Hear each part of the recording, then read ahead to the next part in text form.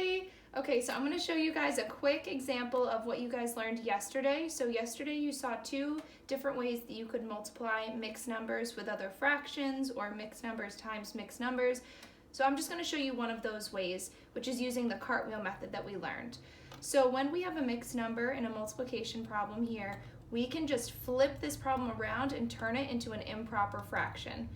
So right over here, I'm just going to do that little cartwheel method. So 2 and 5/6. Remember, what we do is we multiply the denominator times the whole number, which equals 12, and then we add that answer to the numerator. So 12 plus 5, which would be 17. So that's our new numerator, and we keep the same denominator. So 17/6 is what this is going to turn into. So we have 17/6 right here, and then I'm just going to keep that fraction exactly the same. And just like we learned at the beginning of the week, when you multiply two fractions, it's even easier than adding and subtracting fractions because you just have to multiply right across. So 17 times 3 is kind of big, so I'm just going to write right over here my little multiplication problem. 17 times 3, so 3 times 7 is 21. And then 3 times 1 is 3, plus 2 is 5. So I have 51 as my numerator when I multiplied my two numerators. And now for my denominator, I'm going to do 6 times 5, which is a basic fact, and that equals 30. So we could leave it like this, but it's improper, so we want to flip it, do a little backflip, and make it into a proper fraction. So I know that 30 can go into 51 only one time, because 30 times 2 would be 60, and that's too big.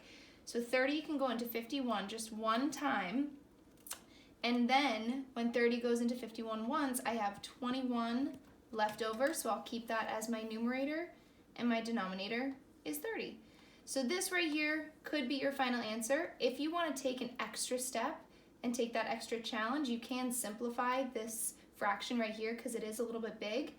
So what you can do is you can list out the different factors of 21 and 30. So for 21, I know that 7 times 3 is 21.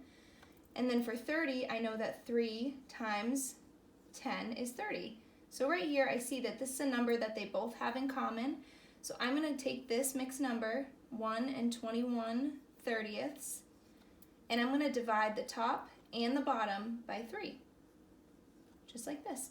So then when I make my new fraction, it will turn into 1 and 21 divided by 3 is 7, and 30 divided by 3 is 10. So this right here, that would be your simplified answer.